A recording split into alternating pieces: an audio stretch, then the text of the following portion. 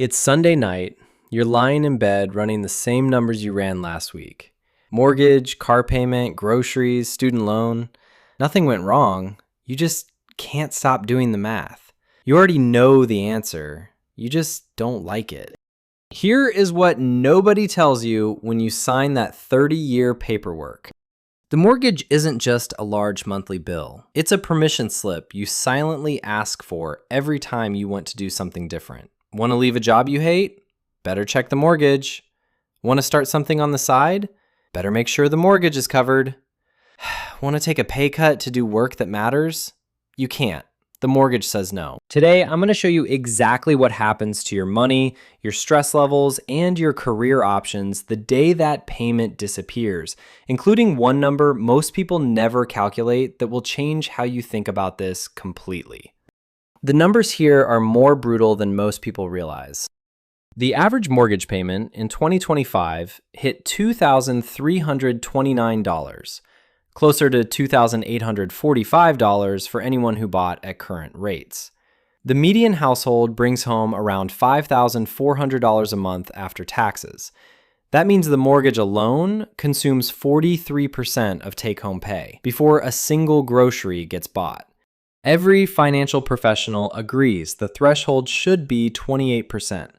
Most Americans are running 15 points over that, not because they made bad decisions, but because that's what houses cost now. Here's what that looks like in real life. Take a dual income household bringing home $6,800 a month after taxes. Mortgage, property taxes, insurance, and maintenance eat $3,300. Car payments, insurance, and gas take another $1,320. Student loans, health insurance, groceries, and utilities consume the rest. You end up with about $130 left before a single unexpected expense, before any real savings, before anything resembling a life. These aren't irresponsible people. No boat, never been to Europe, did everything right, and still, every financial decision gets filtered through one silent question. Can we still cover the mortgage? That question runs like a tab that never closes. The day that tab closes, something shifts that most people can't predict until they're standing in it.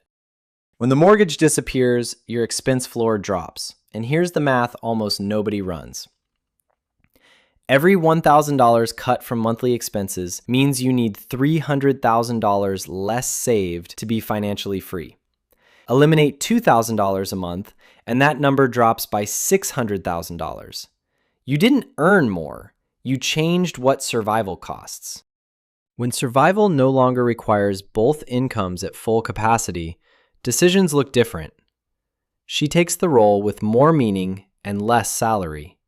He starts the business he's been talking about for 3 years, because one bad quarter no longer means losing the house.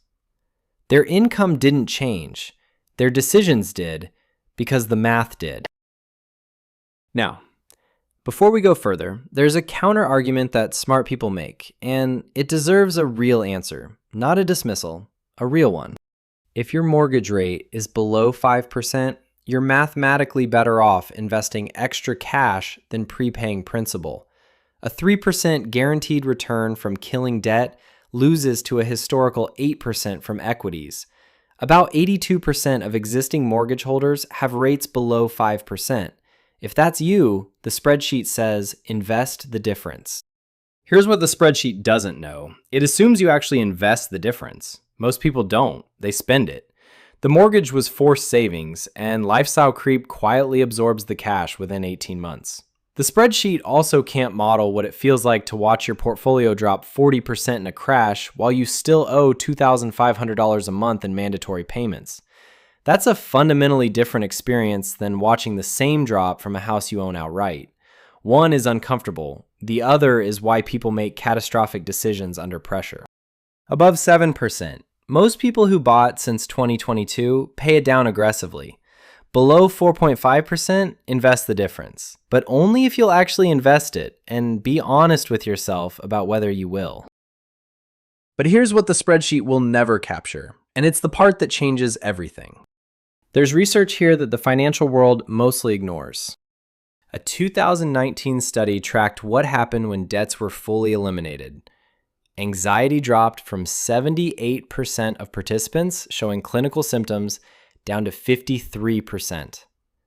People didn't just feel better, they became measurably less impulsive and performed better on cognitive assessments. Here's the part that's easy to miss. The number of accounts closed mattered more than the dollar amount. Closing a $3,000 credit card produced more psychological improvement than reducing a $5,000 balance. The brain doesn't care about the amount. It cares about the open tab. For most people who've cleared credit cards, car payments, and student loans, the mortgage is the last open tab. When it closes, a noise you stopped noticing finally goes quiet. Separate research links high debt levels to measurably higher blood pressure and worse health outcomes, even after controlling for income. Your body has been carrying the mortgage too.